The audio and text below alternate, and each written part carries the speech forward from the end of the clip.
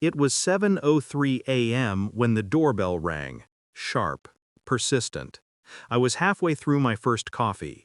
Through the peephole, I saw her, hair tangled, suitcase in hand, wearing that self-pitying smile I'd learned to hate. My sister, the unemployed one, the one Mom always called our little dreamer. "I'll live here," she said, stepping inside without waiting for permission. The smell of stale perfume followed her in like a bad memory. By noon, Mom called. Her tone was sweet, the kind that always came before a knife. "Honey, we're doubling your rent. You know, to cover our expenses now that your sister's staying there." I laughed out of disbelief. When I said I'd move out, Mom laughed too. "Don't be dramatic. You know you can't afford another place." That was when something in me stopped caring. It hadn't always been this way. There was a time my parents spoke of fairness, of family, of love. When I was 19, I took a job, saved for years, and rented that small two-bedroom apartment from them. It wasn't charity. I paid every rupee on time. My sister was still busy finding herself. She drifted from one failed project to another, while my money quietly filled my parents' pockets. They always said, "We'll treat you both equally someday." Someday never came. I should have noticed the shift sooner. The phone calls that grew shorter, the sudden guilt trips, the way my name only appeared when money was involved. Then came the family dinners. My mother would talk about my sister's hard time, my father would sigh about rising expenses, and I'd be the only one who didn't have a plate full of excuses. And then this. The invasion. My sister taking over the only place I paid for, while my parents called it helping her. But I didn't argue. I didn't raise my voice. I smiled, the kind of smile people mistake for surrender. That night, I packed. Not clothes, not yet. I packed patience. I began documenting everything. The rental payments, bank transfers, receipts. I checked the tenancy agreement, signed under my name. My father had written it himself, thinking I'd never read the fine print. It stated that any furniture or improvements made by the tenant remained the tenant's property.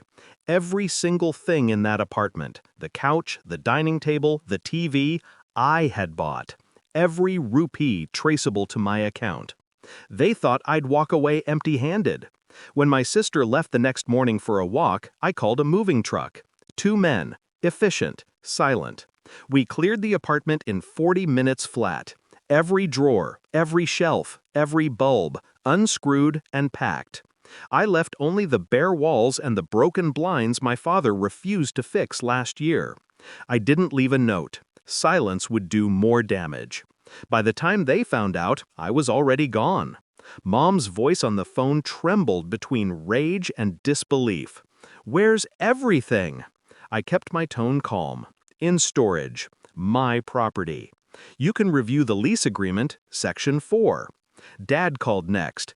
"You're being ungrateful. Family doesn't do this."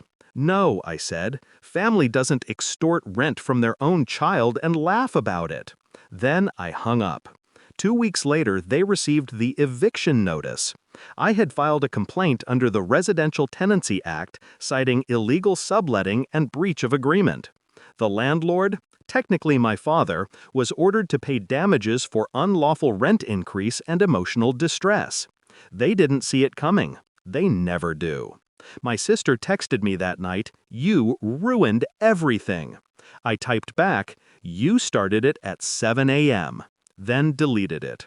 Silence was sharper. Now I live in a smaller place. No family photos on the walls, no fake phone calls on Sundays. Just peace and a new couch that I own fully. Sometimes I imagine them walking into that empty apartment, my mother clutching her pearls, my father's jaw tightening, my sister's wide eyes scanning the emptiness. I like to think they saw themselves in that bare space, stripped of comfort, exposed, hollow. It's poetic, really. They taught me the price of belonging, and I showed them the cost of betrayal. People say revenge is loud, shouting, chaos, broken glass. But mine was quiet. calculated, beautiful in its precision. I didn't yell, I didn't beg, I simply removed what was mine. That apartment had been my cage once, filled with their terms, their laughter, their control. Now it's their echo chamber, haunted by absence. Every now and then, Mom calls from an unknown number. I let it ring. Then I picture her voice on the other end, trembling with pride, anger, or regret. I wouldn't know, because I stopped answering the day they stopped seeing me as family. And that silence? That's my rent, paid in full.